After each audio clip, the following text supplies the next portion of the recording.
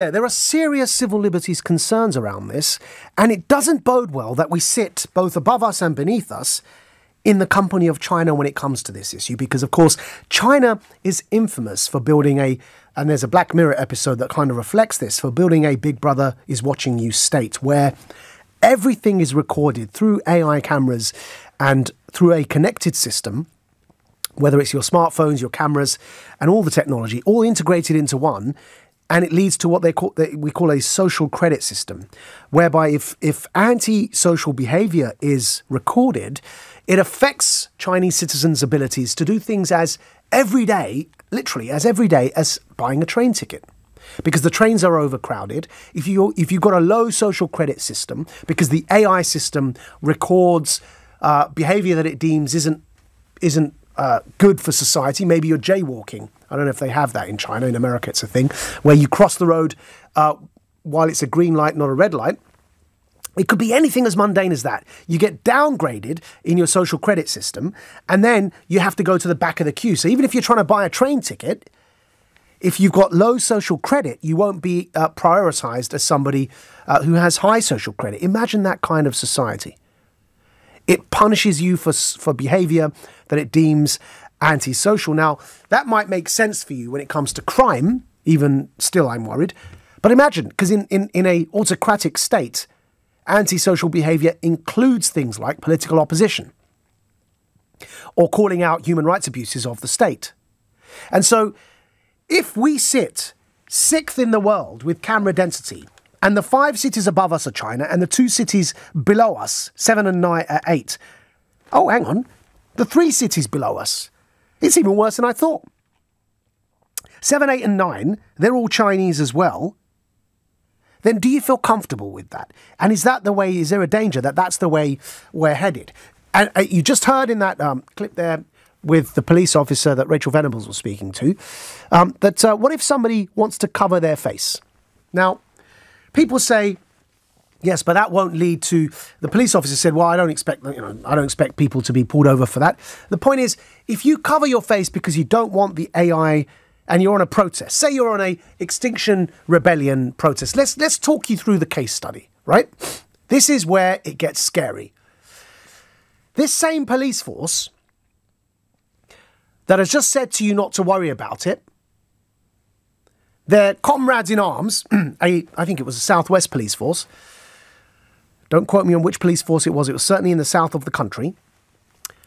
Recently adopted and listed Extinction Rebellion under the Prevent Extremism policy, and then printed brochures and distributed those brochures that listed Extinction Rebellion alongside Al-Qaeda, ISIS, neo-Nazi terrorist groups and others that were extremely violent and extreme.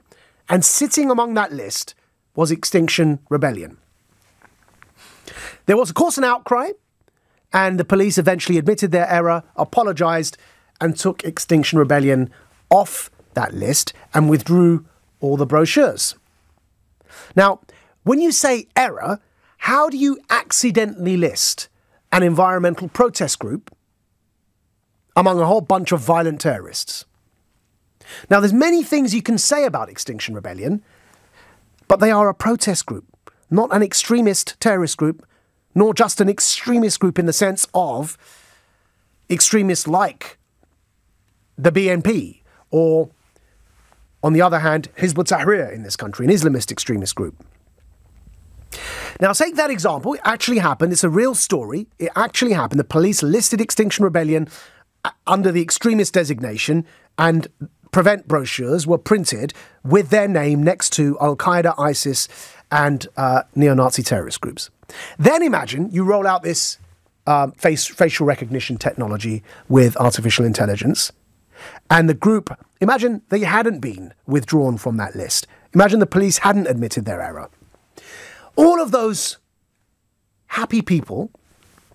And, there's a lot you can say about Extinction Rebellion, including the silly stunt they pulled at Canning Town and also the silly stunt with the drones they pulled over Heathrow. And I've been critical of both of those stunts, despite having attended Extinction Rebellion sit-ins myself. The more happy ones, like the one in London Fields, right? So, but imagine this, that they weren't pulled from that list. Imagine they stayed on the prevent list and the police roll out these facial recognition cameras. And then they capture the face of everyone who attended an Extinction Rebellion sit-in. Now, their faces go to a database. On that database, it may not have the nuance to designate them and list them as environmental protesters. Imagine the database simply categorises extremists and terrorists on the one hand, peaceful protesters on the other. And if XR was listed on the prevent list by certain police forces, all the faces of those in the sit-in would automatically and erroneously have been put in the extremist terrorist category.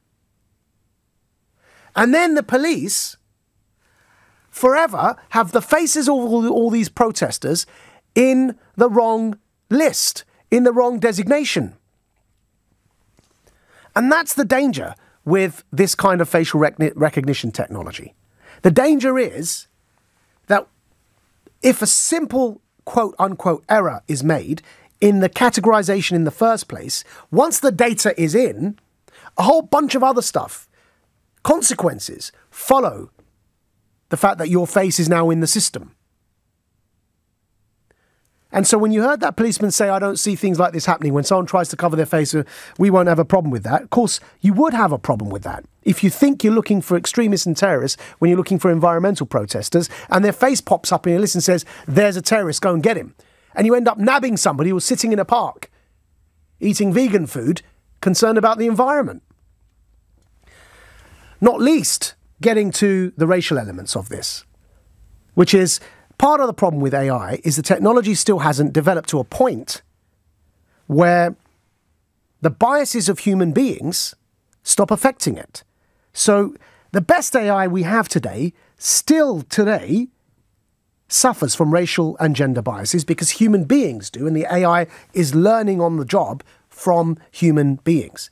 And as a result, AI that has been adopted at the moment is unable to recognise and distinguish between women's faces and black faces as easily as it can with male white faces.